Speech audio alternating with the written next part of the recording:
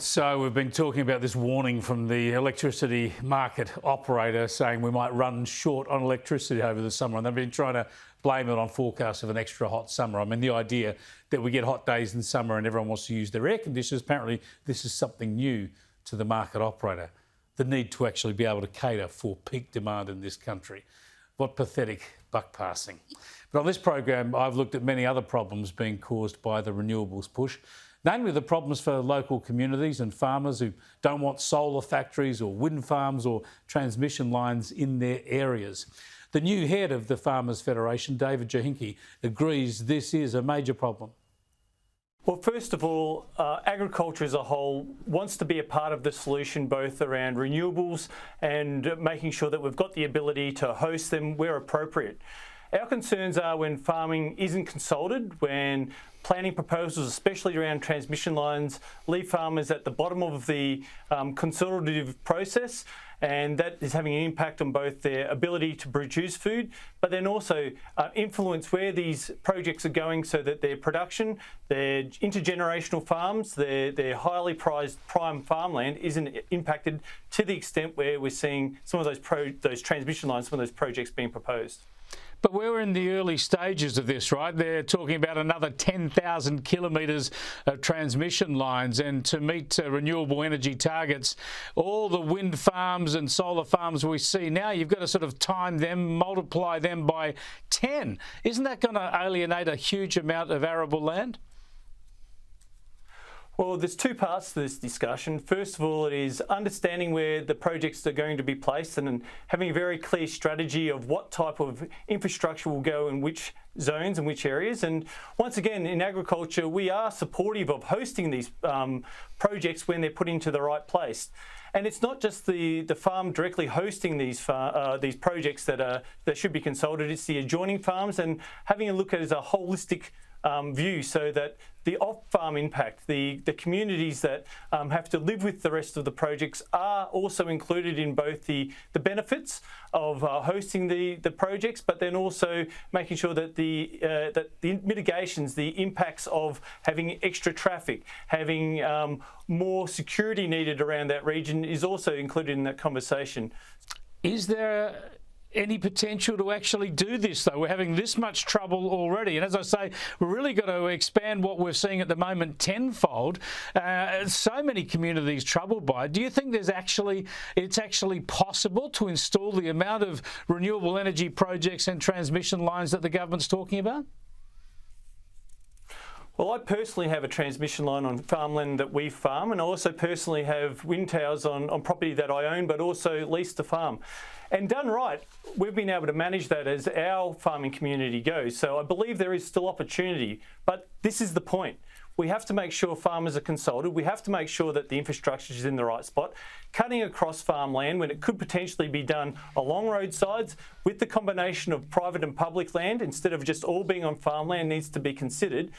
But more so, having that clear understanding that if a transmission line goes through, what the offspring of the different renewable projects will be, where they'll be placed, and then ultimately where that power goes is a discussion that we still have to have as a wider community, because I strongly believe if these rural communities are hosting these facilities, they should also get the benefit from trying to get industry put around these towns, because what we're seeing is cities growing bigger, regional Australia falling behind in both infrastructure spend and also access to services.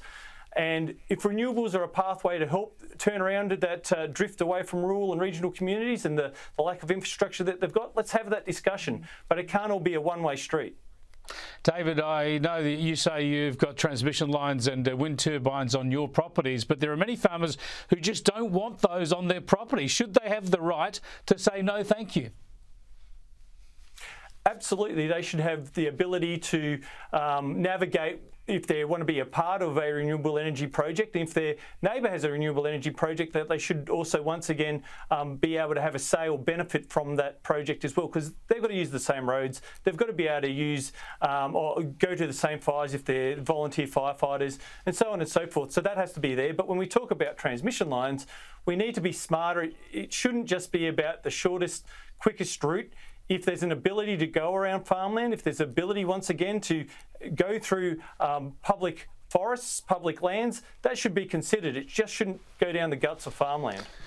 Well, I do think we've only just started to see the beginnings of these problems, because there's so much more to go in, and each one of these projects raises some sort of opposition from somewhere. I just want to get your thoughts then, David, on what this is doing to our national electricity grid. Obviously, power prices are too high now, and we're losing reliability for our electricity supplies. The AEMO warning now that the approaching summer we could face power shortages again, power not able to keep up with demand. Are you worried that this whole renewables push is just not going to deliver? We are absolutely concerned about the cost of energy and the reliability and the sustainability of our networks. So baseload is the conversation. How do we ensure and maintain that baseload is something that we haven't necessarily nailed. We understand that renewables have a part to play, but actually having that further discussion of what other infrastructure needs to be put into place, what generation that actually incurs, and then also if we're phasing out other productions, say around coal, that we have got a backstop, that we have got an alternative opportunity there. And yes, in our current state, it doesn't feel like that that's been explained well enough, that's been thought through well enough, and it's a conversation that I fear that we need to have before we progress too far down and rely solely on the current infrastructure or the current proposed renewables. But there is a part there to play, and once again, I'm very keen that agriculture has a part in that conversation. But the trouble is we've got rid of so much baseload power generation already. What do you think is the solution then? How do we actually supply that baseload power? Well, once again, from agriculture's point of view, we're just interested in making sure that it's affordable and accessible and sustainable, and having that continuity of supply, especially when we talk about. Does that mean coal? Does that mean gas? Does that mean nuclear?